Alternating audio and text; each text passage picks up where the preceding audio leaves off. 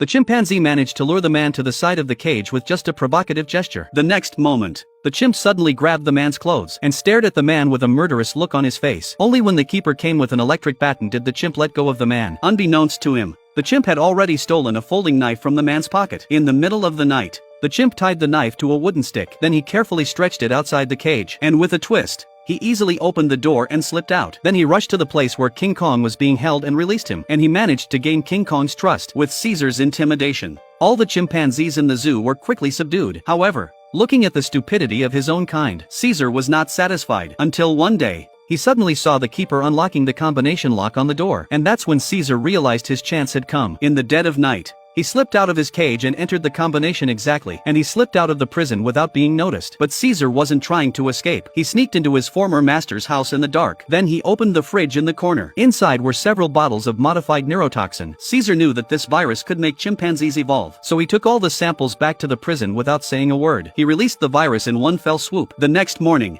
the keeper started to rudely wake up all the animals. But what he didn't know was that the stars were all very quiet today, and each one's pupils turned green. And Caesar crouched at the entrance of the passage to check their pupils one by one. He wouldn't let them out until they were green. Caesar's pupils were already green. By now, they had become even greener. But the curator was puzzled by this sight. The normally noisy orangutans were discussing something, but the curator didn't take it seriously. At night, all the stars returned to their cages to rest. But the keeper, who was locking up the cage, suddenly saw Caesar standing outside alone. So he immediately asked another keeper to bring a gun. If he sees anything wrong, he shoots him. Just as he was about to use the electric baton to drive Caesar into the cage, Caesar grabbed the keeper's electric baton. The next moment, no!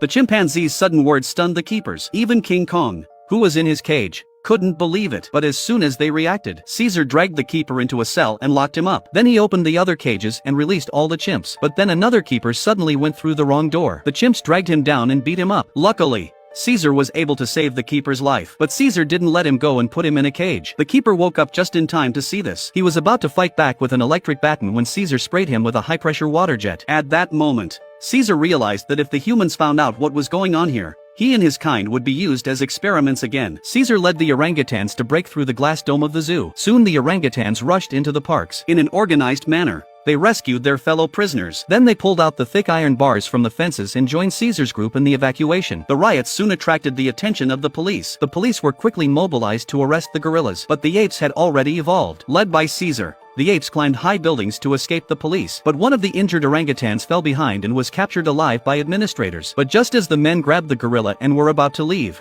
a spear pierced the roof of the car. Caesar was standing on the roof with his troops. He then took one of the spears and threw it again at the man's car. The moment the spear pierced the car's bonnet, a gorilla ripped open the rear door to save the injured ape. But Caesar knew that this was no time for them to be fighting. So he hurriedly climbed onto a tram with his gorilla army and headed for the redwoods ahead. But halfway there, they were suddenly blocked by a group of police cars. They were cut off by the cavalry. Caesar ordered them to split into 3 groups. First, the one-eyed gorilla and a group of gorillas to climb up the bridge by the chain, and then to go around from above. Then the red-haired gorillas with their special forces advance from under the bridge. And the powerful gorillas, under Caesar's command, rushed to a bus in the middle of the road. They used it as a cover and kept pushing forward. When the police reacted, the 3 armies of gorillas attacked together. In a matter of moments, the human side was overwhelmed. But before the gorillas were happy, a helicopter gunship suddenly appeared on the bridge and kept firing at the bottom. Caesar grabbed a chain and threw it out. The deputy sheriff reacts by shooting at Caesar. But this angered King Kong. He pushes Caesar out of the way and jumps towards the helicopter. The helicopter lost its balance and crashed onto the bridge. Caesar rushed over to check on him, but King Kong died of his injuries. At that moment, someone in the helicopter suddenly asked Caesar for help. Caesar went to the helicopter and realized it was the man who had caused all this. Then he looked back at the one-eyed gorilla. He kicked the helicopter and it fell. Then Caesar didn't hesitate to lead his gorilla army across the bridge.